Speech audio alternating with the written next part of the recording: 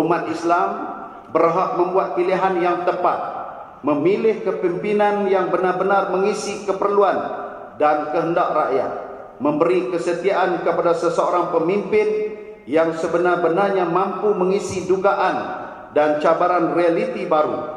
Dalam pandangan yang lebih luas, umat Islam memerlukan kalangan pemimpin yang bukan sahaja punya pemikiran yang mantap, malahan punya kemahiran ekonomi, diplomasi, semangat watan, jiwa Islam yang sebenar. Dengan ini, syiar Islam akan lebih terbela dan terpelihara di dalam lanskap politik dunia yang semakin menggugah. Tahap demokrasi dunia Islam hari ini adalah kalangan mereka yang selama ini mengharapkan suasana berantakan dan tidak stabil dunia Islam. Yang untung mereka, yang rugi ialah kita. Kepentingan geostrategik Islam dengan sendirinya semakin tergugah.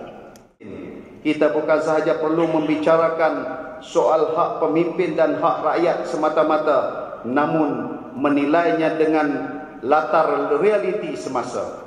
Saya anggap rencah ini sangat penting dalam menentukan kita bersikap proaktif, positif dan lebih berpandangan ke hadapan dalam pendekatan kita berseminar. Inilah masa hadapan sebenar kepada umat Islam.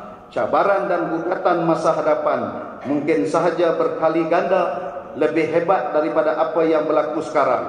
Sudah tentu kita memerlukan generasi baru yang iman dan akidahnya mantap, kukuh akhlaknya, bijak menelah suasana dan keadaan semasa, lebih kontemporari dalam berdepan dengan dugaan zaman mereka.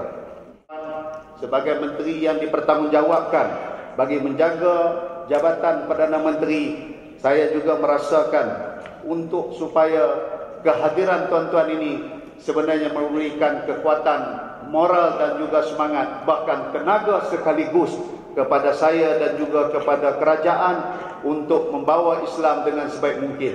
Kita faham dan kita memahami amat pada cabaran lengkungan kebelakangan ini, kita sedang menghadapi cabaran yang begitu menghambat. Kita melihat gerakan LGBT yang begitu hebat.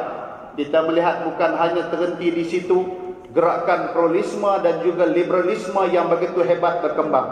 Bagaimana mungkin buku tulisan Irsyad Manji yang ditulis di dalam bahasa Inggris tiba-tiba berada dalam pasaran Malaysia dalam bahasa Melayu yang lengkap sebegitu rupa. Buku yang begitu amat menekan, mencabar sensitiviti bahkan akidah umat Islam haruslah kita pertahankan secara bersama dalam lengkungan untuk menolak daripada gerakan-gerakan yang seperti ini. Bahkan saya melihat pada lengkungan kebelakangan ini, gerakan-gerakan yang seumpama dan seperti ini, yang sebaris yang demikian, begitu berani ke hadapan, walaupun mereka memahami umat Islam adalah umat yang cukup sensitif perkara yang seperti ini. Sesungguhnya di saat kita dikepung yang sedemikian rupa, kita nyatakan bahawa kita tidak akan lagi walaupun seinci daripada bumi ini untuk kita mempertahankan agama Allah Subhanahu wa taala. Kita menyatakan kalau sahabat dan Rasulullah pernah dikepung dengan gabungan-kepungan daripada pelbagai rupa bangsa dan agama di zaman Rasulullah, hari ini kepungan itu kembali mengepung umat Islam dan kita menyatakan wa madza illa imanan wa taslima. Kita menyatakan tidak menambah dalam diri kita melainkan iman kepada Allah Subhanahu wa taala.